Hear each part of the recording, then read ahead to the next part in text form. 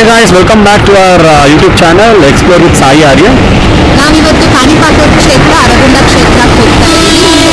ದರ್ಶನ ವೀಡಿಯೋ ಕೂಡ ತೋರಿಸ್ತಾ ಇದ್ದೀವಿ. ಸೊ ಇವಾಗ ನಾವು ಬ್ರೇಕ್ಫಾಸ್ಟ್ ಮಾಡಕ್ಕೆ ಹೋಗ್ತಾ ಇದ್ದೀವಿ. ಸೊ ನಾವು ತಿರುಪತಿಯಿಂದ ಕಾಣಿಪಾಕಕ್ಕೆ ಹೋಗೋ ರೂಟಲ್ಲಿ 35 ಕಿಲೋಮೀಟರ್ಸ್ ಟ್ರಾವೆಲ್ ಮಾಡಿದ್ಮೇಲೆ ನಮ್ಮ ಲೆಫ್ಟ್ ಸೈಡ್ ಅಲ್ಲಿ ಶ್ರೀ ಪವಿತ್ರ ಗ್ರ್ಯಾಂಡ್ ಹೋಟೆಲ್ ಕಾಣಿಸುತ್ತೆ. ಸೊ ಹೋಟೆಲ್ ಆಂಬಿಯನ್ಸ್ ತುಂಬಾ ಚೆನ್ನಾಗಿದೆ. ಆಕ್ಚುಲಿ ನಾವು ಆರ್ಡರ್ ಮಾಡಿದ್ದು ಕಾಂಬೋ ಫುಡ್.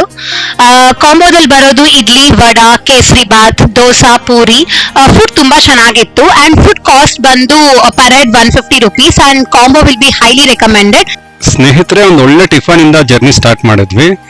ನೆಕ್ಸ್ಟ್ ನಮ್ಮ ಪ್ರಯಾಣನೇ ಸ್ವಯಂಭೂ ಆಗಿ ನೆಲೆಸಿರುವ ಗಣೇಶನ ಕ್ಷೇತ್ರ ಕಾಣಿಪಾಕದ ಕಡೆಗೆ. ಮತ್ತೆ ಚಿತ್ತೂರು ಹೈವೇಯಲ್ಲಿ ಹೋಗ್ಬೇಕಾದ್ರೆ ನಮಗೆ ಲೆಫ್ಟ್ ಸೈಡ್ ಅಲ್ಲಿ ಒಂದು ಡಿವಿಯೇಷನ್ ಕಾಣಿಸುತ್ತೆ. ಮತ್ತೆ ಸ್ಟಾರ್ಟಿಂಗ್ ಅಲ್ಲಿ ಟುವರ್ಡ್ಸ್ ಕಾಣಿಪಾಕ ಅಂತ ಬೋರ್ಡ್ ಹಾಕಿರ್ತಾರೆ. ಸೊ ನಾವು ಅದನ್ನ ನೋಡ್ಕೊಂಡು ಡಿವಿಯೇಷನ್ ತಗೊಂಡು ಹೋಗ್ಬೇಕು.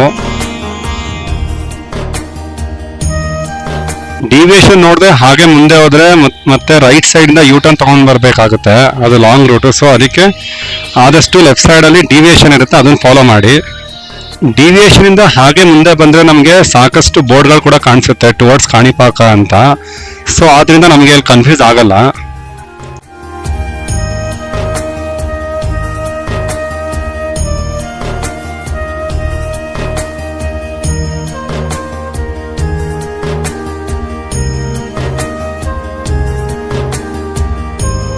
ಕಾಣಿಪಾಕ ಕ್ಷೇತ್ರ ಬಂದು ಚಿತ್ತೂರಿಂದ 12 ಕಿಲೋಮೀಟರ್ಸ್ ಇದೆ ಮತ್ತೆ ಬ್ಯಾಂಗ್ಳೂರಿಂದ 187 ಕಿಲೋಮೀಟರ್ಸ್ ಇದೆ.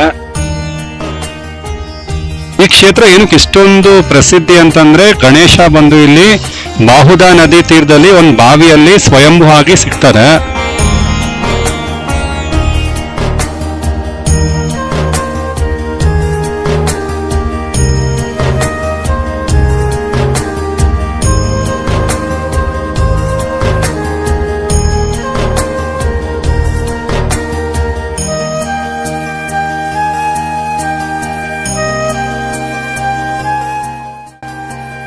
ಸ್ನೇಹಿತರೆ, ಫೈನಲಿ ನಾವಿವಾಗ ಕಾಣಿಪಾಕ ಕ್ಷೇತ್ರಕ್ಕೆ ಬಂದಿದ್ದೀವಿ.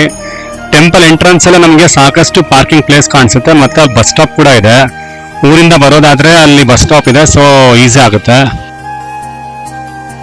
ಮತ್ತೆ ಟೆಂಪಲ್ ಎಂಟ್ರೆನ್ಸ್ ಎಲ್ಲ ನಮಗೆ ಸಾಕಷ್ಟು ಫುಡ್ ಶಾಪ್ಸ್ ಕೂಡ ಕಾಣಿಸುತ್ತೆ.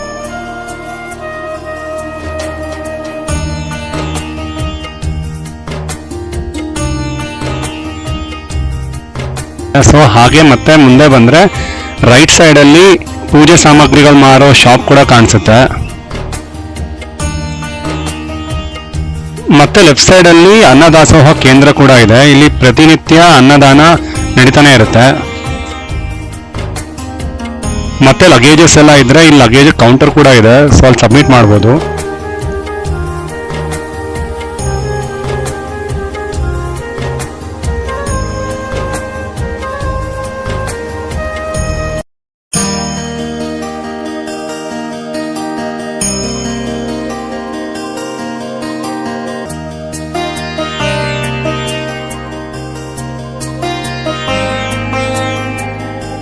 ಕಾಣಿಪಾಕ ಕ್ಷೇತ್ರದ ಸ್ಥಳ ಪುರಾಣಕ್ಕೆ ಬಂದ್ರೆ, ಈ ದೇವಸ್ಥಾನವನ್ನ 11th ಸೆಂಚುರಿಯಲ್ಲಿ ಚೋಳರಾಜರು ಕಟ್ಟಿಸಿದ್ದು. ಈ ಕ್ಷೇತ್ರದಲ್ಲಿ ಗಣೇಶ ಒಂದು ಉದ್ಭವ ಮೂರ್ತಿಯಾಗಿ ನೆಲೆಸಿದ್ದಾರೆ. ಮತ್ತೆ ಕಲಿಯುಗದ ಎಂಡಲ್ಲಿ ಇಲ್ಲಿ ಗಣೇಶ ಪ್ರತ್ಯಕ್ಷ ಆಗ್ತಾರೆ ಎಂದು ಪ್ರತೀತಿ ಇದೆ. ಮತ್ತೆ ದೇವಸ್ಥಾನದಲ್ಲಿ ಗೋಶಾಲೆ ಕೂಡ ಇದೆ. ಬಂದ ಭಕ್ತಾದಿಗಳು ದರ್ಶನ ಮಾಡಿಕೊಂಡು ಅಲ್ಲಿ ಕೂಡ ವಿಸಿಟ್ ಮಾಡ್ಕೊಂಡು ಹೋಗಿ.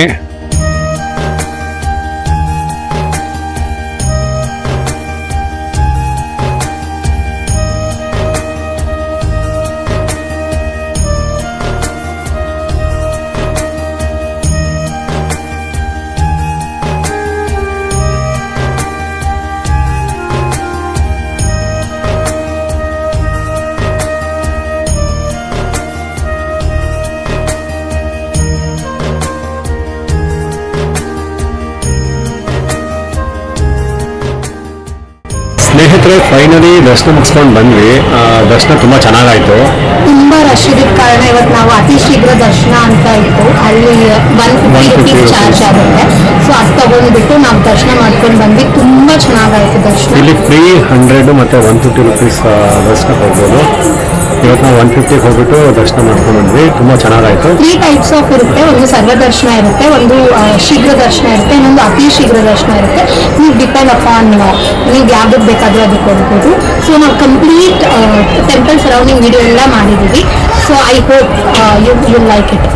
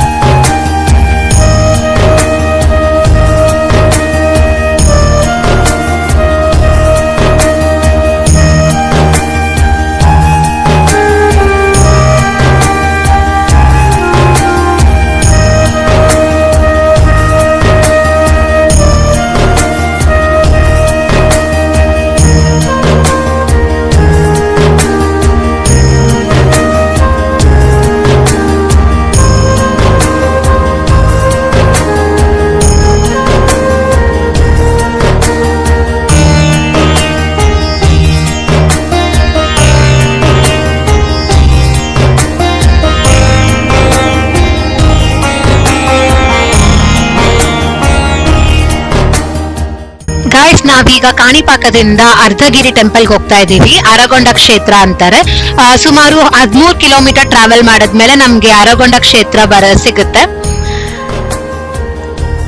ಮತ್ತೆ ಗೈಸ್, ನೀವು ನೋಡ್ಬೋದು ವೆದರ್ ಕೂಡ ತುಂಬಾ ಪೀಸ್ ಆಗಿತ್ತು ನಾವು ಹೋದಾಗ. ನಾವು ದಾರಿ ಉದ್ದಕ್ಕೂ ಕೂಡ ತೋಟ, ಗದ್ದೆ, ಮರಗಳನ್ನೆಲ್ಲ ನೋಡ್ಬೋದು. ತುಂಬಾ ಚೆನ್ನಾಗಿತ್ತು ಕ್ಲೈಮೇಟ್ ಕೂಡ. ಅಂಡ್ ಅರ್ಧಗಿರಿನ ಸ್ವರ್ಣಗಿರಿ ಟೆಂಪಲ್ ಅಂತಾನೂ ಕರೀತಾರೆ.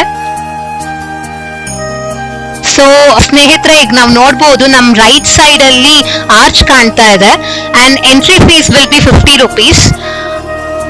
ಸೊ ಈ ಮುಖಾಂತರ ನಾವು ಟೆಂಪಲ್ ಹೋಗ್ಬೇಕು. ಮಂಕೀಸ್ ತುಂಬಾ ಜಾಸ್ತಿ ಇರುತ್ತೆ. ಸೊ ತಿಂಡಿ ಐಟಮ್ಸ್ ತಂದಿದ್ರೆ ಸ್ವಲ್ಪ ಹುಷಾರು. ಇಲ್ಲಿಂದ ನಾವು 600 ಮೀಟರ್ ಟ್ರಾವೆಲ್ ಮಾಡಿದ್ರೆ ನಮ್ಗೆ ಅರ್ಧಗಿರಿ ನಲ್ಲಿ ನೆಲೆಸಿರುವ ಆಂಜನೇಯ ಸ್ವಾಮಿ ಟೆಂಪಲ್ ವಿಸಿಟ್ ಮಾಡ್ಬೋದು.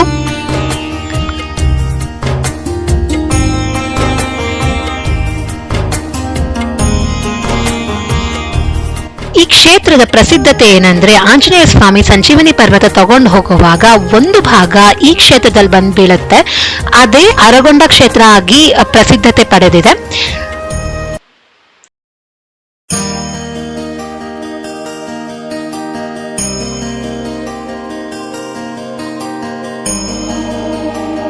ಇಲ್ಲಿ ಆಂಜನೇಯ ಸ್ವಾಮಿ ಉತ್ತರಾಭಿಮುಖವಾಗಿ ನಮಗೆ ದರ್ಶನವನ್ನು ಕೊಡ್ತಾರೆ. ಪುಷ್ಕರಣಿ ಕೂಡ ಉದ್ಭವವಾಗಿದೆ. ಮತ್ತೆ ಈ ಕ್ಷೇತ್ರ ಆರೋಗ್ಯಕ್ಕೆ, ಐಶ್ವರ್ಯಕ್ಕೆ ತುಂಬಾ ಒಳ್ಳೆಯದು.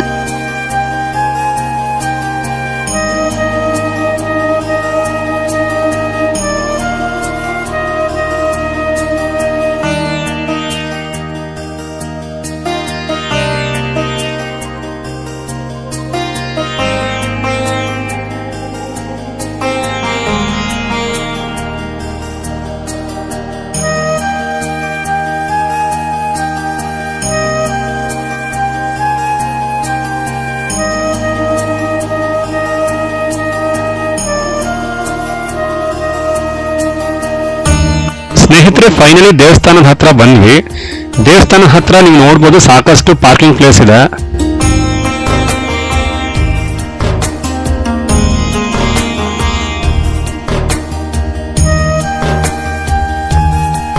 ದೇವಸ್ಥಾನಕ್ಕೆ ಎಂಟರ್ ಆಗ್ತಿದ್ದ ಹಾಗೆ ನಮಗೆ ರೈಟ್ ಸೈಡ್ ಅಲ್ಲಿ ಆಂಜನೇಯ ಸ್ವಾಮಿ ಸ್ಟ್ಯಾಚು ಕಾಣಿಸುತ್ತೆ. ಅದ್ರ ಹಿಂದೆನೆ ನಮಗೆ ಕಲ್ಯಾಣಿ ಕೂಡ ಇದೆ. ಇಲ್ಲಿರೋ ಕಲ್ಯಾಣಿ ಕೂಡ ಸಾಕಷ್ಟು ಪ್ರಸಿದ್ಧಿ ಹೊಂದಿದೆ. ಏನಕ್ಕಂದ್ರೆ ಈ ನೀರನ್ನ ಸೇವಿಸಿದ್ರೆ ದೇಹದಲ್ಲಿರುವ ಸಾಕಷ್ಟು ರೋಗಗಳೆಲ್ಲ ನಾಶವಾಗುತ್ತೆ, ದೇಹದಲ್ಲಿರುವ ಎಲ್ಲ ನೋವುಗಳು ಕಡಿಮೆ ಆಗುತ್ತೆ. ಈ ನೀರನ್ನ 41 ದಿನ ಕುಡಿದ್ರೆ ತಲೆನೋವು, ಕಾಲು ನೋವು, ಮಂಡಿ ನೋವು ಈ ತರ ಇದ್ರೆ ಕಡಿಮೆ ಆಗುತ್ತೆ. ಮತ್ತೆ ಮಾನಸಿಕ, ದೈಹಿಕ ಸಮಸ್ಯೆಗಳಿದ್ರೆ ಅದೆಲ್ಲ ದೂರ ಆಗುತ್ತೆ ಎಂದು ಸ್ಥಳ ಪುರಾಣ ಹೇಳುತ್ತೆ.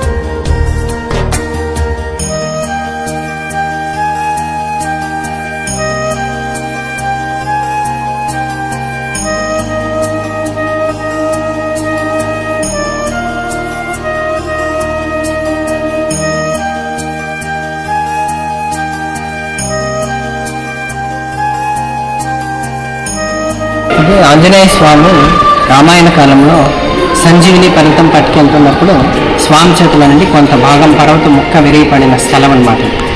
కాబట్టి ఈ క్షేత్రానికి అరకొండ అద్భైరిగా నామకరణం చేసి స్వామివారిని గర్భాలయంలో కశ్యప ఋషీశ్వరుల వారు స్వామిని ప్రతిష్ఠ చేస్తారు. స్వామివారు మామూలుగా ఎక్కడ కూడా తూర్పు వైపు లేక దక్షిణ వైపు చూస్తుంటారు. స్వామి ఇక్కడ ప్రత్యేకంగా ఉత్తరాభిముఖంతో ఉండడం విశేషం అన్నమాట.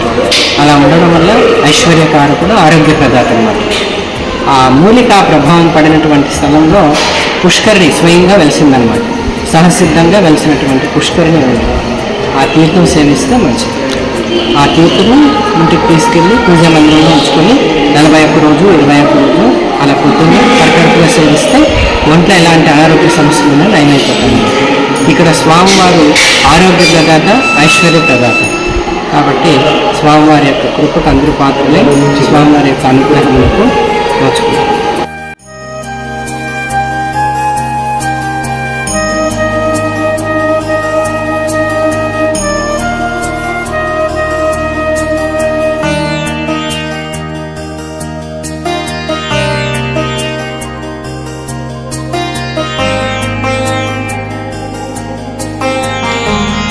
ಗೈಸ್, ನಾವಿವತ್ತಿಗೆ ವ್ಲಾಗ್ ಎಂಡ್ ಮಾಡ್ತಾ ಇದ್ದೀವಿ. We hope you guys enjoyed our video.